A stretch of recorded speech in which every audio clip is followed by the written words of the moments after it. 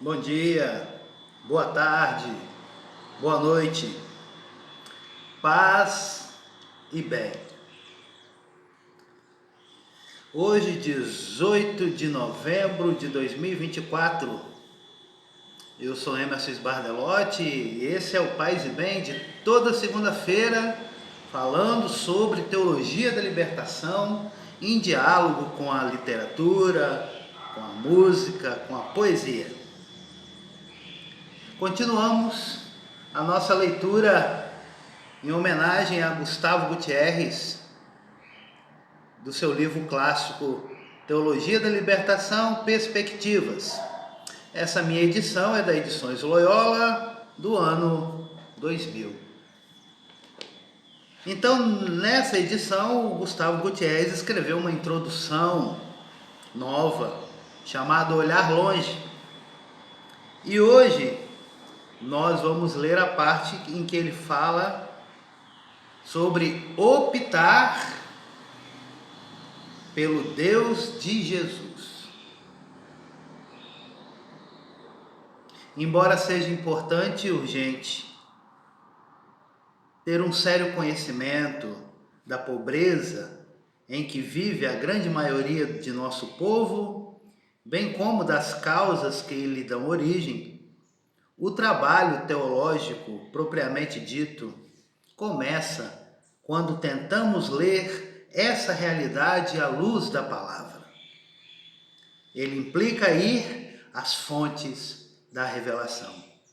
Então, a teologia da libertação é o trabalho teológico propriamente dito que começa quando tentamos ler essa realidade em que estamos vivendo à luz da palavra de Deus.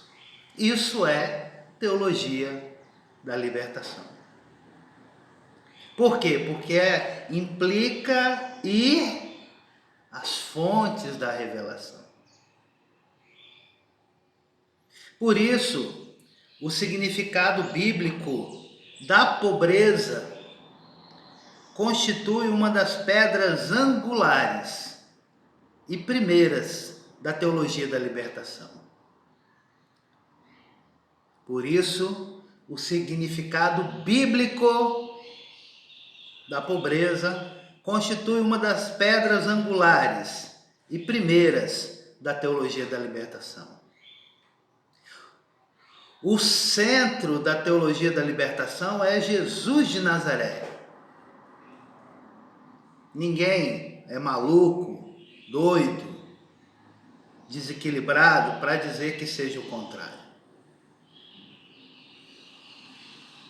Mas qual é a opção de Jesus nos evangelhos?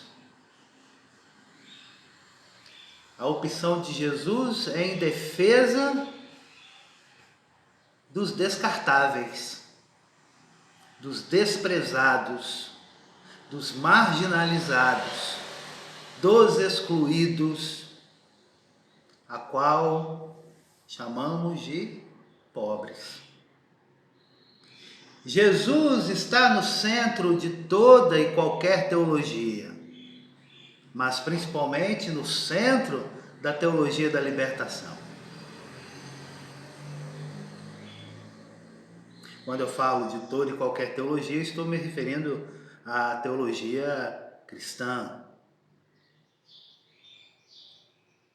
Trata-se, claro, de uma questão clássica do pensamento cristão, mas a nova presença dos pobres, a qual aludimos, a recoloca com vigor. Uma peça-chave da compreensão da pobreza nessa linha teológica é a distinção, assumida posteriormente em Medellín, no documento Pobreza da Igreja, de 3 acepções da noção de pobreza. A pobreza real como um mal, isto é, não desejada por Deus. A pobreza espiritual como disponibilidade à vontade de Deus e a solidariedade com os pobres, simultânea ao protesto contra a situação que sofrem. Então, na Conferência de Medellín, há, dentro desse documento, uma parte que vai falar especificamente sobre pobreza da igreja. É o primeiro documento na América Latina a situar a pobreza.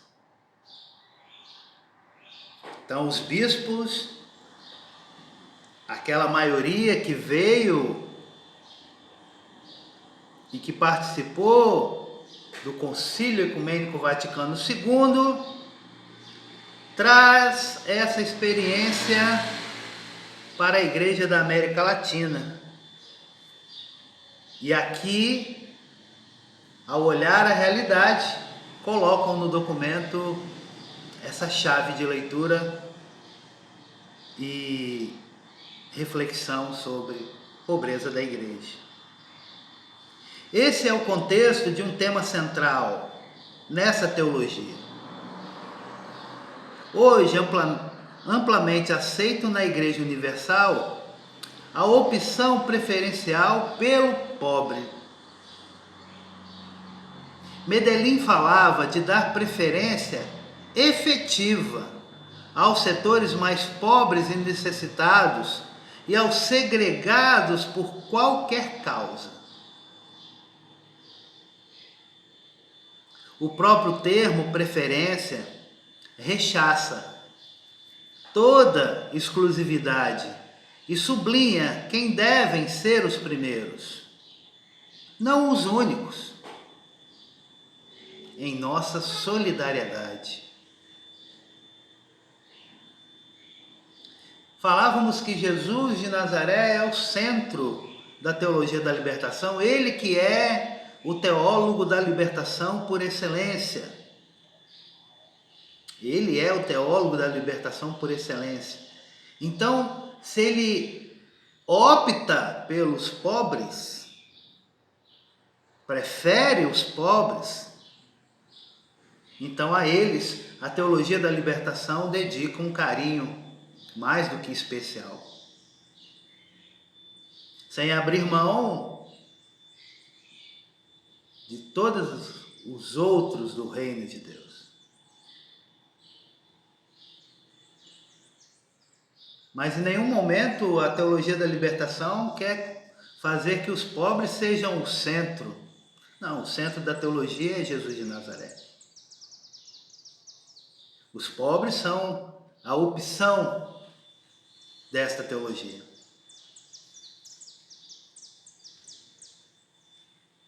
Por uma questão de verdade e honestidade pessoal, queremos dizer que na teologia da libertação, desde o primeiro momento, são numerosos os textos que o comprovam.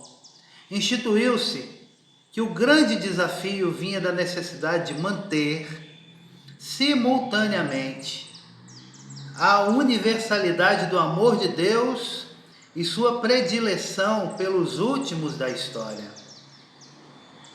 Escolher exclusivamente um desses extremos é mutilar a mensagem cristã.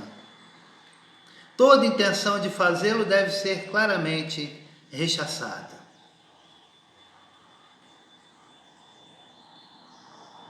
Então, a universalidade do amor de Deus,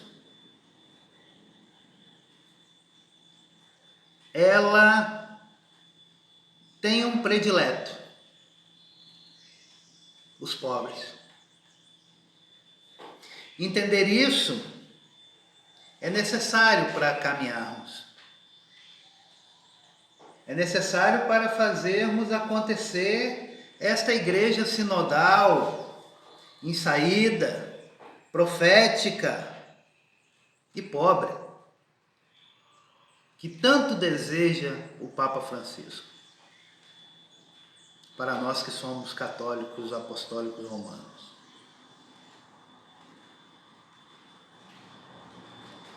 Na difícil década de 70, essa perspectiva deu lugar a muitas experiências na igreja latino-americana e as consequentes reflexões teológicas.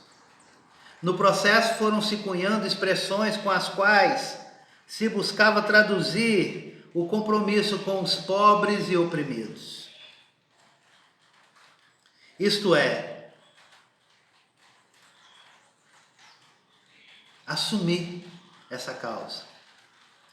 E isto é patente em Puebla, que recolhe a fórmula da opção preferencial pelo pobre, inclusive tem um título de um capítulo, né?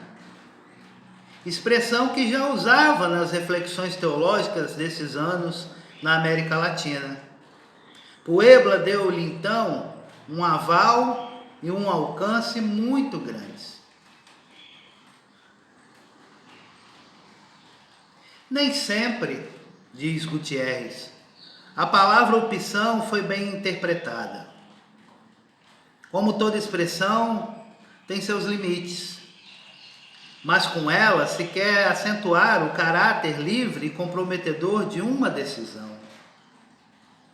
Não é algo facultativo se entendermos que um cristão pode ou não fazer tal opção pelos pobres.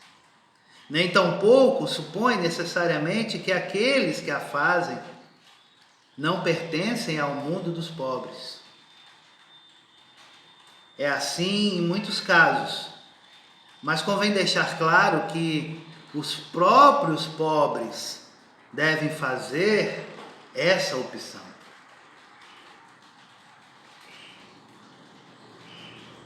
Passando 50 anos, né, do lançamento desse livro,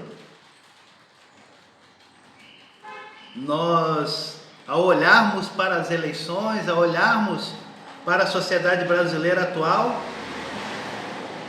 nos deparamos com a realidade de que os pobres fazem a opção pelos ricos.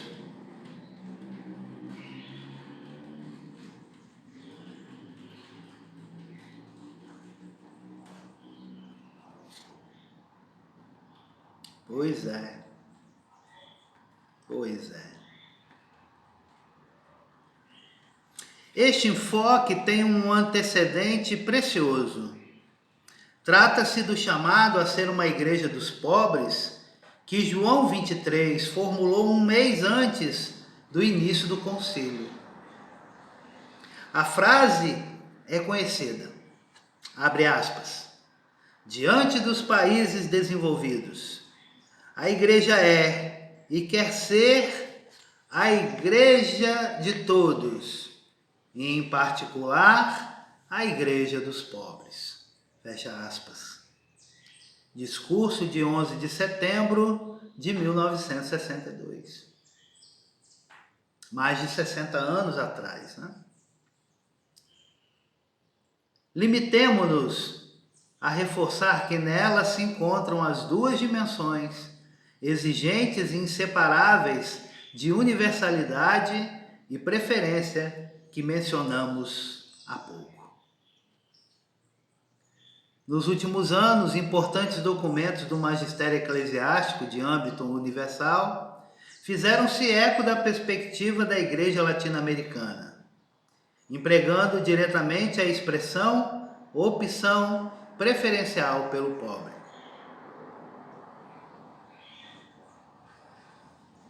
João Paulo II o fez reiteradas vezes. Essa expressão se encontra também na segunda instrução da Congregação da Fé sobre a Teologia da Libertação, em seu número 68.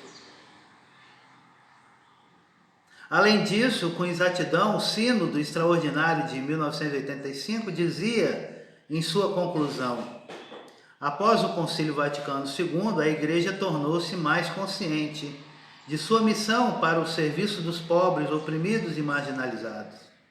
Nessa opção preferencial, que não se deve entender como exclusiva, brilha o verdadeiro espírito do Evangelho. Jesus Cristo declarou bem-aventurados os pobres, e Ele mesmo quis ser pobre por nós. Indiscutivelmente, nessa jornada, nessa tomada de consciência posterior, ao Vaticano II, a experiência e o pensamento da Igreja na América Latina desempenharam um papel importantíssimo. Há quem tenha afirmado que o magistério tem a intenção de substituir a expressão opção preferencial por amor preferencial. Parece-nos que a última encíclica de João Paulo II resolve definitivamente o assunto. Falando de pontos e orientações presentes no ensinamento da Igreja destes anos, o Papa afirma: entre tais termos, quero destacar aqui a opção ou amor preferencial pelos pobres. Esta é uma opção ou uma forma especial de primazia no exercício da caridade cristã, da qual toda a tradição da Igreja dá testemunho.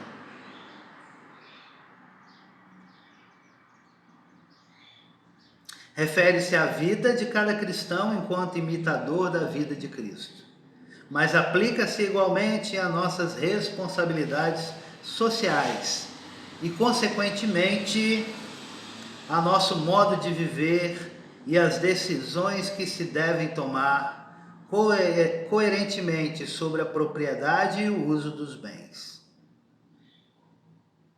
Solicituto Reis Socialis, número 42. A opção pelo pobre significa, em última instância, uma opção pelo Deus do reino, que Jesus nos anuncia. Este é um ponto que trabalhamos e aprofundamos em diversas ocasiões. Então, a opção pelos pobres significa, em última instância, uma opção pelo Deus do reino que Jesus anuncia. Olha que lindo, né? Olha que lindo, que maravilhoso. Toda a Bíblia, desde o relato de Caim e Abel, está marcada pelo amor de predileção de Deus pelos fracos e maltratados da história humana. Essa preferência manifesta precisamente o amor gratuito de Deus. É o que as bem-aventuranças evangélicas nos revelam. Elas nos dizem com estremecedora sensibilidade que a predileção pelos pobres, famintos e sofredores fundamenta-se na bondade gratuita do Senhor. Na bondade gratuita do Senhor. Desculpa, gente, é porque a câmera ela não fica no lugar certo. O motivo último do compromisso com os pobres e oprimidos não está na análise social que empregamos em nossa compaixão humana ou na experiência direta que possamos ter da pobreza. São todas razões válidas que, sem dúvida, desempenham um papel importante em nosso compromisso, mas como cristãos, tal compromisso se baseia fundamentalmente no Deus de nossa fé. É uma opção teocêntrica e profética que deita raízes na gratuidade do amor de Deus e é exigida por ela. Bartolomeu de Las Casas, em contato com a terrível pobreza e a destruição dos indígenas deste continente, explicava dizendo: porque do menorzinho e do mais esquecido, Deus tem memória muito recente e muito viva. Desta memória fala-nos a Bíblia, como o fizeram ver, entre outros, os trabalhos de J. Dupont. Ele é o fundamento da memória da Igreja, que é o espaço da fé, da entrega ao Deus que nos ama primeiro. Essa percepção foi se afirmando na experiência das comunidades cristãs latino-americanas e chegou a Puebla por meio do documento do episcopado peruano para tal conferência. Ali sustenta-se que unicamente por causa do amor de Deus manifestado em Cristo, os pobres merecem uma atenção preferencial, qualquer que seja a situação moral ou pessoal em que se encontrem. Em outras palavras, pobre é preferido não por ser necessariamente moral ou religiosamente melhor que outros, mas porque Deus é Deus. Aquele para quem os últimos são os primeiros. Esta afirmação entra em choque com o nosso frequente e estreito modo de entender a justiça. Mas precisamente essa preferência recorda-nos que os caminhos de Deus não são os nossos caminhos.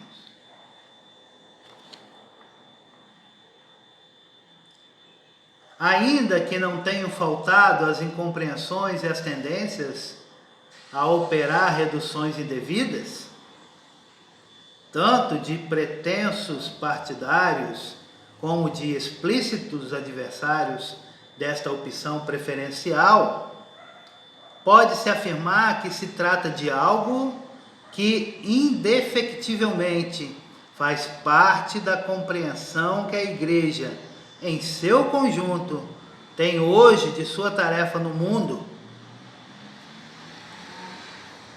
Um enfoque pleno de consequências e que, na verdade, está apenas dando os seus primeiros passos. Então, para Gutierrez, a opção pelos pobres é uma opção feita por Deus por amor. E se é o próprio Deus que faz essa opção por amor e a coloca na sua preferência, nós, da teologia da libertação, não podemos, em hipótese nenhuma, fazer diferente.